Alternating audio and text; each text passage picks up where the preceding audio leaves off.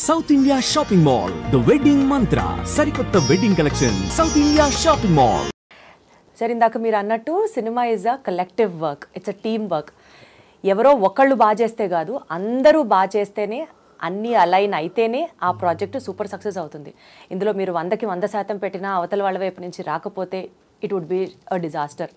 లేదు, వేరే వాళ్ళు సరిగ్గా చేయకుండా మీరొక్కరే చేశారు అని అన్నా it will not bring out any good thing.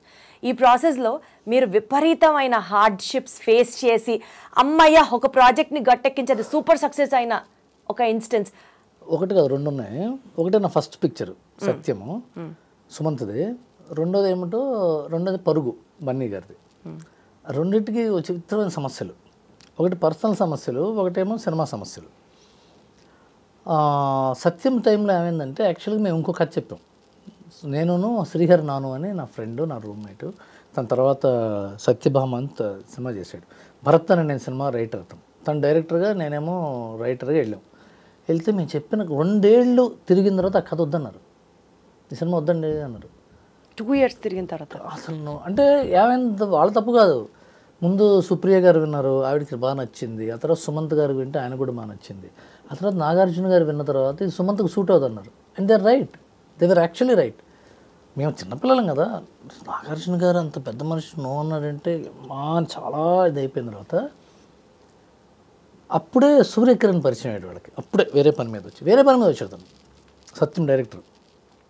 Nagarjuna గారు చూసి ఇతన్ని పెట్టుకుని రైటర్గా ఇంకో కథ రాయవాను అన్నారు. అంటే పోయింది అవకాశం అనుకున్న 9 నిమిషాల్లో ఇంకో అవకాశం వచ్చింది. 10 నిమిషాలు కూడా కాదు. ఓకే, నేను లేదా వెళ్ళిపో అన్నారు. బయటకు వచ్చారు. అదేమో సూర్యకిరణ్ ఈ రైటర్ని పెట్టుకో, ఇతను బాగానే చెప్తున్నాడు అన్నారు Nagarjuna garu. Supriya used to like me lot. అంటే we are all one age group and I was enthusiastic. She was new with the studio and she's now doing great. And Sumantha Garu is very close, my first heroine. And we are also happy that I'm on board. So start chesam Satyam. ఆ సత్యం జరుగుతున్న టైంలో మన్మధుడు start అయింది. So అందరు focus దాని మీద ఉంటుంది. మేము ఇట్లా మొహాలేసు, మేము కొత్త డైరెక్టరు, కొత్త రైటరు, హీరోనేమో ఇంకా అప్పటికి సక్సెస్ రాలేదు సుమంత్ గారికి. కరెక్ట్గా అదే టైంలో నాకు పెళ్ళి మా మేనమా కూతురుతో. అప్పటికి ఇంకా పెళ్ళి మా ఇంట్లో వాళ్ళు ఉంటే పెద్ద ఒప్పుకోవాలి. వీడు ఇంకా సినిమాల్లో ఉన్నాడు, వీడు ఏం చేస్తాడో సాధిస్తాడో లేదు తెలియదు. మేమిద్దరం పెళ్లి చేసుకుందాం అనుకున్నాం. సో నేను చాలా కన్ఫ్యూజన్లో ఉండేవాడిని, చాలా టెన్షన్గా ఉండే. సడన్గా అప్పుడు ఏమైందంటే, సత్య టైంలో షూటింగ్ స్టార్ట్ అన్నారు. పెళ్లి చేసుకుని షూటింగ్ స్టార్ట్ చేసినప్పుడు ఇంక 24 గంటల షూటింగ్ దగ్గర ఉండాలి కదా. రాత్రి పగళ్ళు మా వైఫ్ ప్రెగ్నెంట్, ఒక్కతే ఉండేది ఇంట్లో. నేను 24 గంటలు షూటింగ్కి వెళ్ళి రావటం, రీరైట్ చేయటం, మళ్ళీ వెళ్ళడం, రావటం, షూటింగ్ టెన్షన్స్, డెలివరీ టెన్షన్స్. సినిమానేమో పూర్తి అయిపోయింది. నా ఫస్ట్ పిక్చర్ నేనేమో షూటింగ్ రిలీజ్ రోజున హైదరాబాద్లో ఉండాలని. మా వైఫ్ 9th month తన్ని రాజమండ్రి కాకినాడలో దింపేసి వచ్చి నేను చాలా టెన్షన్ పడ్డాం ఎడిటింగ్. ఆ తర్వాత ఏమైంది, నేను డెలివరీకి వెళ్ళాలి. నాగార్జున గారి సినిమా చూసి ఒక 10 సీన్లు రీషూట్ చేయమన్నారు. 10 సీన్లు రీషూట్ చేయాలి. నేనేమో కాకినాడ వెళ్ళాలి. రాత్రి 9:30కి చెప్పారు, ఇది ఎల్లుండే షూటింగ్ స్టార్ట్ చేయాలన్నారు. నేను రాత్రి అంతా కూర్చొని, సత్యం రాజేష్ ఉన్నాడు కదా, ఫస్ట్ పిక్చర్, తను నేను పక్కనే కూర్చొని, తన సీన్లో 3 ఉన్నాయి దాంట్లో. రాజేష్ అన్నాడు, నువ్వేం టెన్షన్ పడకన్నా, నువ్వు ఉండు, నేను పక్కన కూర్చుంటా అని చెప్పి తను నా పక్కనే కూర్చున్నాడు. నేను రాత్రి 3ంటికో 4ంటికో రాసి పొద్దున్న 8ంటికి నాగార్జున గారు వస్తే ఆయనకి రీడింగ్ ఇచ్చి, తమిళ్ డైరెక్టర్ తనకు తెలుగు కొద్దిగా మాట్లాడటం వచ్చు కానీ పెద్ద రాదు సూర్యకిరణ్కి. ఎందుకు తను జడ్జి చేయలేడు కదా, పంచశేఖర్ జడ్జి చేయలేదు కానీ కథా సంబంధించిన విషయాలు అవి. చివరికి అది ఓకే చేసామండి. అది రిలీజ్ అయిన రోజున యూ హ్యావ్ టు ఫీల్ మీ, చాలా ఆనందపడ్డా. నాకు కళ్ళంబడి బొటబొట నీళ్ళు వచ్చేసినాయి. ఎందుకంటే ఎంతో కష్టపడి, నాకు చాలా ఇష్టం నాగార్జున గారు. మా నాన్నగారు నాగేశ్వరరావు గారి ఫ్యాన్. అదే కంపెనీలో నేను రైటర్ అవ్వటం అనేది it is a thrilling moment for me. తర్వాత ఇది పర్సనల్ స్టోరీ, ఎవడో పట్టింది కాదు కదా, పర్సనల్ స్టోరీ. నాకు ఏవైతే ఏంటి కట్ చేస్తే పరుగు సినిమా భాస్కర్ బొమ్మరిల తర్వాత సినిమా. అది అల్లు అర్జున్ సినిమా, పెద్ద సినిమా.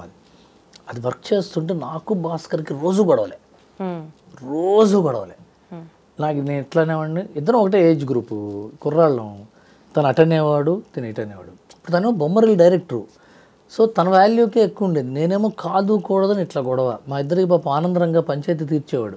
ప్రతిరోజు గొడవే, ఇలా రాయాలి అలా రాయాలి ఇలా రాయాలి. But he loves me not as a person. నాకు ఇప్పటికీ ఫ్రెండ్, నేను చెప్తున్నాను, ఎందుకు తను చూసి కూడా నవ్వుకుంటాడు చూస్తే.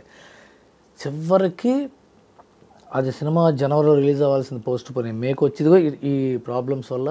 ఆ సినిమా షూటింగ్ అండి కొడైకెనాల్లో. ఆ కొడైకెనాల్ ఏంటంటే షూటింగ్ ఎలా చేయాలంటే మిస్ట్ వస్తూ ఉంటుంది.